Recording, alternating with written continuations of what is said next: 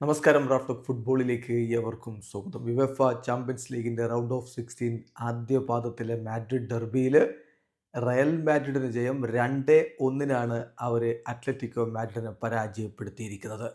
Real മാഡ്രിഡിന് വേണ്ടി റോഡ്രിഗോയും brine ഡയസുമാണ് ഗോളുകൾ കണ്ടെത്തിയത്. മറുഭാഗത്ത് അത്ലറ്റിക്കോ മാഡ്രിഡിന്റെ ഗോൾ ഹുലിയൻ ആൽവരസിന്റെ വകയായിരുന്നു. റയൽ മാഡ്രിഡിന്റെ മൈതാനത്ത് വെച്ച് നടന്ന മത്സരത്തിൽ അവരുടെ മുന്നേറ്റങ്ങൾ നയിച്ചുകൊണ്ട് ആദ്യ 11-ൽ കിലിയൻ എംബാപ്പയും വിനി ജൂനിയറും ബ്രൈൻ ഡയസും റോഡ്രിഗോയും ഒക്കെ ഒരുമിച്ചാണ് അണിനിരന്നത്. മറുഭാഗത്ത് ആന്റോയിൻ ഗ്രീസ്മാനും ഹുലിയൻ ആൽവരസും ചേർന്നുകൊണ്ട് അത്ലറ്റിക്കോ മാഡ്രിഡിന്റെ മുന്നേറ്റങ്ങൾ നയിച്ചു. റയലിന്റെ മുന്നേറ്റങ്ങൾ കണ്ടുകൊണ്ടാണ് മത്സരം ആരംഭിക്കുന്നത്. 4-ാം മിനിറ്റിൽ തന്നെ റോഡ്രിഗോയുടെ ഗോൾ പിറക്കുന്നു. വീണ്ടും അവർക്ക് അവസരങ്ങൾ ഉണ്ടായിരുന്നെങ്കിലും ഹുലിയൻ ആൽവാരസ് 32-ാമത്തെ മിനിറ്റിൽ അത്ലറ്റിക്കോ മാഡ്രിഡിനെ ഒപ്പം എത്തിക്കുന്നതാണ് പിന്നീട് കണ്ടത്. ഒരു കിടിലൻ ഗോളായിരുന്നു അത്. ഒരു ടൈറ്റ് ആംഗിളിൽ നിന്ന് കിടിലൻ കേളി ഷോട്ട് റയലിൻ്റെ വലയിലേക്ക് അർജന്റീൻ സൂപ്പർ താരം അടിച്ചു കയറ്റുകയായിരുന്നു.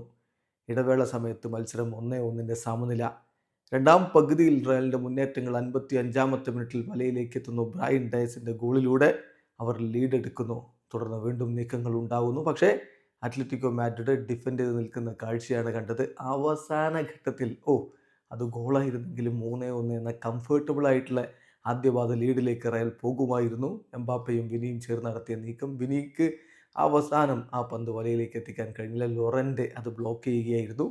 അതിൻ്റെ റീബൗണ്ട് വീണ്ടും ഒരു വിധത്തിൽ മോഡ്രിച്ചിലേക്കൊക്കെ എത്തിച്ചെങ്കിലും ആ ഷോട്ട് ഒബ്ലേക്ക് തടഞ്ഞിടുകയും ചെയ്തു. മത്സരം എന്തായാലും 3-1 എന്ന രൂപത്തിൽ വിജയിച്ചിരുന്നെങ്കിൽ രണ്ടാം പാദത്തിൽ റയലിന് കൂടുതൽ ആശ്വാസകരമായിരുന്നു. പക്ഷേ ആഞ്ചലോട്ടി കളിക്ക് ശേഷം പറഞ്ഞു, ഇങ്ങനെ സംഭവിക്കാം, താരങ്ങൾ വളരെയധികം ടയേർഡാണ്, അത്രയധികം മത്സരങ്ങൾ നിരന്തരം കളിക്കേണ്ടി വരുന്നു. 3-1 എന്നുള്ള ലീഡ് വന്നിരുന്നെങ്കിൽ കംഫർട്ടബിളായിരുന്നു, സമ്മതിക്കുന്നു. പക്ഷേ ഈ വിജയം ടീമിന് അഡ്വാൻറ്റേജ് തന്നെയാണ് എന്ന് കളിക്ക് ശേഷം കാർലോ ആഞ്ചലോട്ടി പറയുന്നുണ്ട്. എന്തായാലും 2-1 വിജയമാണ് ഇപ്പോൾ ആദ്യ പാദത്തിൽ റയൽ മാഡ്രിഡ് അത്ലറ്റിക്കോ മാഡ്രിഡിന് മേൽ നേടിയിരിക്കുന്നത്.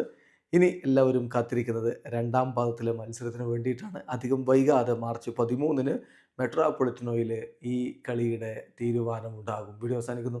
ഫുട്ബോൾ ലോകത്ത് കൂടുതൽ വിശേഷങ്ങളുമായി റാഫ്റ്റോക്സ് വീണ്ടും എത്താം.